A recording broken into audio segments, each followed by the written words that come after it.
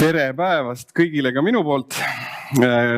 Suur rõõm on Sihtasutus Tartu 2024 poolt tervitada kuulajaid ja vaatajaid tõesti siis 18 riigist nii Euroopas kui ka maailmas laiemalt.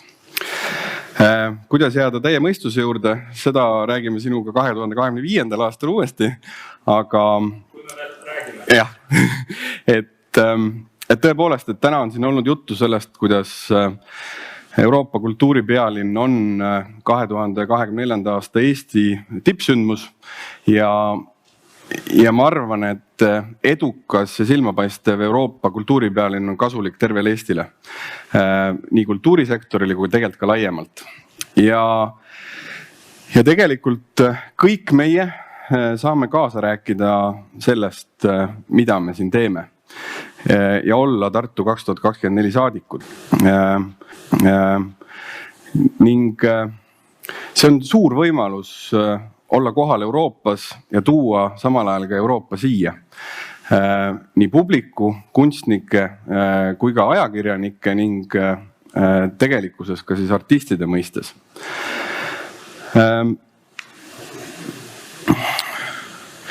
Euroopa kultuuripealinna elluviimine aitab kindlasti kasvatada Tartu ja Lõuna-Eesti rahvusvahelise tuntuse kasvu.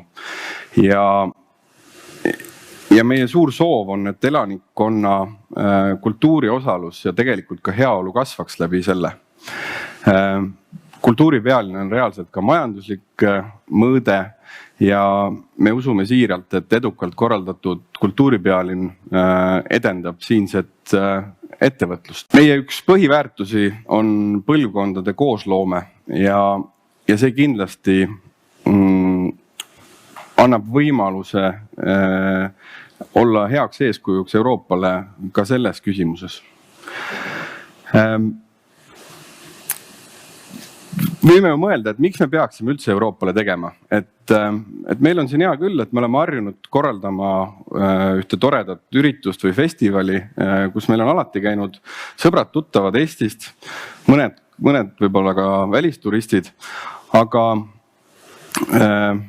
nagu Jalmar ka enda ettekandes ütles, siis Euroopas on 750 miljonit inimest ja see annab võimaluse kasvada eelkõige nii sisuliselt kui ka siis ka majanduslikult.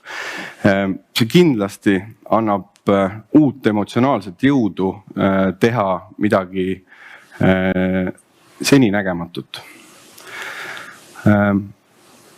Euroopa kultuuripealinn on võimalus kutsuda siia rohkem tarbijaid, ka maksujõulisema tarbijaid. See annab sinu tegevusele rohkem tunnustust. Kindlasti luues rahvusvahelise koostööprojekti on võimalik sul saada lisarahastust oma tegevusele. Ja ma arvan, et palju olulisem on ka see, et sa saad tohutu kogemuse võrra rikkamaks. Sa arened ise, sul tekib rohkem uusi ideid ja nii edasi, nii edasi. Rohkem raha, rohkem põnevust, rohkem tunnustust. Ja pole ka vähetähtis see, et sul on võimalus kogeda kvaliteetset Euroopa kultuuri siin. Et samamoodi nagu meie viime oma projekte väljapoole, et näidata sealsele publikule Eestit, siis me toome siia ka väga palju Euroopa kultuuri, mida sul muidu ei ole võimalik nautida või oleks hästi keeruline minna võib-olla. Et ma usun, et siin toimub väga palju põnevat Euroopa kultuuri sellel aastal ja ka varem. Meie tiitliaastat jagame oma tiitliaastat koos Bad Ischli ja Budoga Norras. See on taaskord võimalus tänu sellele Euroopa kultuuripealinnade programmile saada osa väga eriilmelisest Euroopa kultuurist. Ma usun, et paljud inimesed võib-olla enne tänast ei olnud kuulnudki sellistest kohtadest nagu Budo ja Bad Ischl, aga samamoodi nagu ei ole kuuldud nendest, ei ole ka Tartust ja Lõuna-Eestist mitte midagi. Et see on tõesti meie võimalus paista silma oma eripäradega. meie jaoks pole kultuuripealinna rahvusvaheline mõõde ainult see, et me kutsume siia välisartiste esinema ja kutsume siia välispublikut nautima. Meie jaoks on oluline koosloome ja sisuline koostöö. Meie programmi üheks kriteeriumiks on rahvusvaheline koostöö ja me seda päriselt ajame taga, et see ei ole lihtsalt see, et kutsume ühe esineja, vaid me tahame, et sellest sünniks mingi uus kvaliteet, mida näidata siin ja siis ka selle välispartneri juures.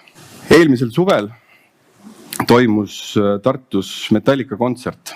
Mitte kunagi varem polnud Tartus selle üritus toimunud. Sellist laadi ettevõtmine mõjutab enne ja ka pärast päris palju seda, kuidas Tartut nähakse. 2% eelmisel aastal tehtud otsingutest oli seotud Metallicaga. Ja sellist asja ära teha, et see ei ole mitte ainult tehnilise meeskonna ja korraldajate, tarbijate usk, et sellega saab hakkama, vaid see on terve tegelikult Tartu usk, et siin on võimalik teha sellist laadi üritusi. Ja ma loodan, et see andis nagu positiivse tõuke kogu sellele, kogu Tartule ja ka Lõuna-Eestile, et siin on võimalik teha selliseid ägedaid asju. Ja tavaliselt on niimoodi, et enne kui sellist asja ei ole toimunud, seda väga ei usuta. Aga nüüd on see tehtud ja ma arvan, et siit on nagu väga hea edasi minna. Ja ägedus ei tähenda alati 60 000 inimest, et see võib vabalt olla ka 6 inimest või 60 inimest, kellel on pakutud tipptasemel elamusi ning kes räägivad siis sellest ka edasi. Tradatakist oli Jalmari sõnade kaudu juba ka juttu, aga sellised traditsioonilised asjad nagu rahvapärimus elavad edasi tänu innovatsioonile, mida ka Jalmar tõi välja. Ma olen päris kindel, et tänu sellele ansamblile on paljud inimesed leidnud enda jaoks Eesti rahvapärimuse ja need asjad elavadki edasi tänu sellele, et neid nii-öelda kaasajastatakse ja viiakse uue publikuni, kasutades natuke teistmoodi lähenemisnurka. Ehk siis siit üks meie teine oluline kriteerium valdkondade ülesus, et on pandud kokku 2 võib-olla nagu täiesti erinevat, esmapilgul tunduvalt erinevat asja. Ja mis puudutab suitsusauna, millest ka Mikko rääkis, siis suitsusauna traditsioon elab, kui sellel on tarbijaid. Ja selleks, et sellele tarbijaid saada, tuleb ka käia ajaga kaasas. Et siin mõned kuud tagasi lansseeriti Visit Võru poolt ühine suitsusauna broneerimissüsteem. Et see on iidne rituaalidega seotud tegevus, mida nüüd on siis võimalik senisest veelgi paremini digitaalsel kujul nautida. Ja neid erilisi asju on siin Tartus ja Lõuna-Eestis veelgi ja ma innustan kõiki mõtlema suurelt ja tõesti, et see on ainukordne võimalus paista silma selle erilisega, mis meil siin regioonis on. Sest et järgmine kord on Euroopa kultuuripealinn Eestis kuskil 2030. keskpaigas ja ma olen enam kui veendunud, et see ei saa olema siis siin regioonis. Ehk siis tänased kultuurikorraldajad, inimesed ja üldse valdkondlikult seotud ettevõtted ja inimesed, see on tegelikult ka ainulaadne võimalus ja ainukordne võimalus midagi sellist ära teha. Aga mina tänan, et edukat teekonda tiitliaasta suunas meile kõigile. Priit ei saa veel lavalt ära minna. Mul on üks küsimus. Sa juba vaatad järgmisele kultuuripealinnale 2030-ndatel, aga me oleme mõlemad nii vanad mehed, et me mäletame veel 2011 kultuuripealinna Tallinn ja ma miskipärast oletan, et sinu käsi oli seal ka mõnegi sündmuse korraldamisel mängus. Küllap mäletad selle tõttu veel pareminigi.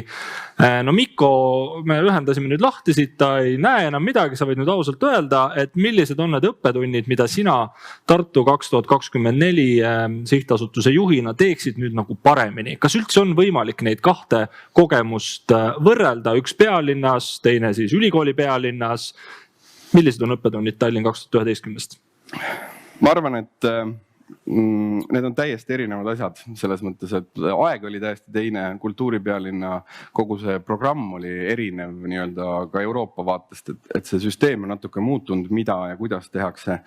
Ja ma arvan, et mis nagu Tartu kasuks räägib, on see, et mõnes mõttes Tartu väiksus, aga teisest küljest, et ma arvan, et Tartu ja Lõuna-Eesti on väga kokkuhoidev seltskond ja ei ole sellist nii-öelda kemplemist võib-olla omavahel nii palju, kui seda tolleaegses Tallinnas. Ei ole Savisaart ka muidugi. Noh, absoluutselt, et ma arvan, et siin linnavõim ja kõik on oluliselt nagu stabiilsem kui... Sul on lihtsam töö? Ma arvan küll, selle võrra kindlasti on lihtsam kui tolleaegses Tallinnas, ma arvan. Aga mingid kunstilised valikud või mingi, ütleme, kontseptsiooni sihtimine, on seda võimalik teha veel paremini, veel täpsemalt kui Tallinnas, veel ambitsioonikamalt?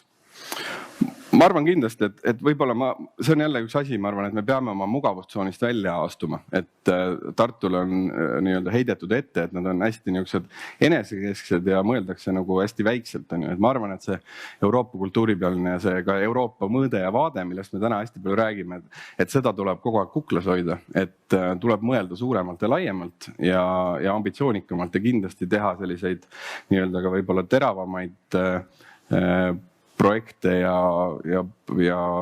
ülesastumisi.